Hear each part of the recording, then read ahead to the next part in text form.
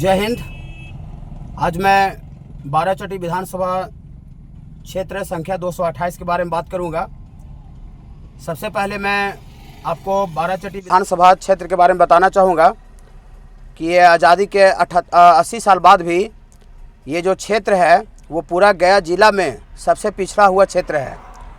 नहीं यहाँ पर स्वास्थ्य के लिए कोई अच्छा अस्पताल है और नहीं कोई पढ़ाई शिक्षा के लिए ना कोई 10 लेवल तक का भी कोई अच्छा स्कूल नहीं है और नहीं इस इलाका में ना रोड का कनेक्टिविटी अच्छा है। मतलब पूरा का पूरा इलाका जो है वो जर्जर है। तो इसमें इतना पिछड़ापन के बाद के पीछे इसमें गलती कहीं न कहीं जनप्रतिनिधि जिसको हम चुन करके विधानसभा में भेजते हैं उसका भी है, और वहाँ का सबसे जो और उससे भी जो बड़ा गलती है वो उस क्षेत्र की जनता का है।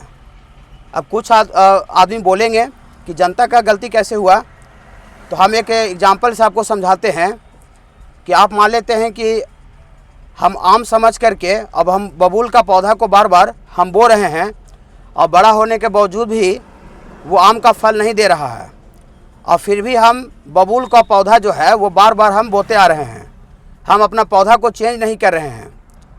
तो मूर्ख तो हम ही हुए, जनता हुआ। तो इसका मतलब ये हुआ कि आप उस क्षेत्र के जो जनप्रतिनिधि है, पिछले जो 5 साल से जो विधायिका रही है ज्योति मांझी, उस क्षेत्र से उसका कोई लेना देना नहीं है। जो ज्योति मांझी है और जो पूरा मांझी परिवार है वो पूरा सिर्फ और सिर्फ अपने जात और पार्टी के नाम पर वो सिर्फ अपना परिवार का राजनीति करती है। मांझी जी को टोटल 6 गो विधानसभा सीट मिला, अलॉट हुआ। उसमें टोटल का टोटल 6 का 6 सीट कम्प्लीटली अपना रिश्तेदार, करीबी रिश्तेदार या परिवार को सारे का सारे दे दिए। तो आप वैसे आदमी को, वैसे जनप्रतिनिधि को आप चुनिएगा, वोट दीजिएगा जिसको जनता से कोई लेना देना नहीं, कोई मतलब नहीं है, अपना सिर्फ परिवार का विकास चाहता है, तो आपका क्षेत्र का विकास कैसे होगा।